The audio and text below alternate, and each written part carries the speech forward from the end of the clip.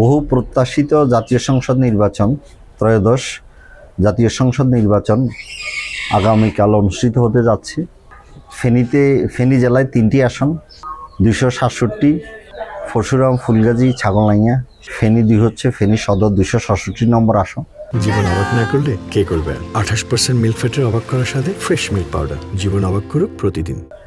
আর সোনাগাজী এবং দাগরমিয়া এটা 3 নম্বর 267 নম্বর আসন।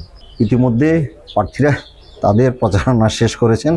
এখন ভোটাররাও প্রস্তুত তাদের ভোট দিবার জন্য। তবে শহরগুলি দেখা গেছে ভোটারদের মধ্যে একটু আনন্দ উৎসব বিরাজ করছে। অনেকেই আজকেও দেখলাম যে দোকানপাট বন্ধ, অনেকেই তাদের এলাকাতে চলে গেছেন ভোট দিবার জন্য। কারণ 17 বছর মানুষ ভোট দিতে পারে নাই, এবারে তাদের গণতান্ত্রিক যে অধিকার ভোট, এটা প্রয়োগ করতে চায়। তো ফেনীর 3 আসনে মোট ভোটার 13,30,924 জন। এর মধ্যে তরুণ ভোটার হলো 5,93,750, মোট প্রার্থী 26 জন। জামাত এবং বিএনপির মধ্যেই মূলত লড়াই হবে।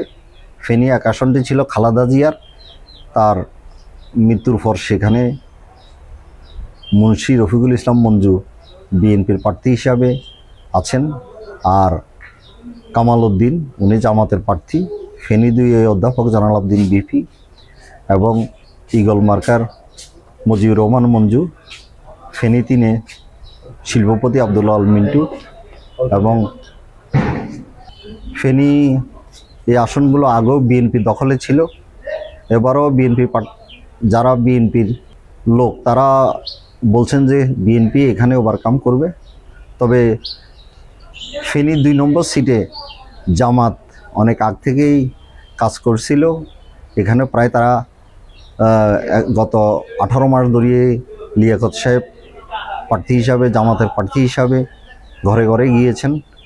যদিও 11 দলীয় জোটের প্রার্থী মঞ্জু পরে এই আসনে দাঁড়িয়েছেন জোটের প্রার্থী হিসাবে। তো আমি মনে করি যে এবারে আওয়ামী লীগ নির্বাচনে নেই, তারপরও নির্বাচনটা প্রতিদ্বন্দ্বিতাপূর্ণ হবে এবং এখানে জামাতের অনেক ভোট বেড়েছে বলে জামাতেরা প্রচার করছে।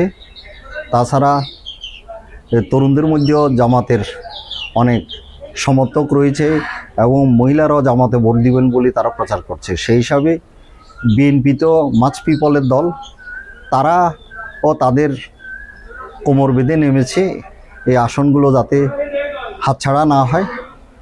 তবে অনেকে শঙ্কায় আছেন যে ফেনী 2 নম্বর সিটে হয়তো কোনো ঘটনা ঘটে যেতে পারে।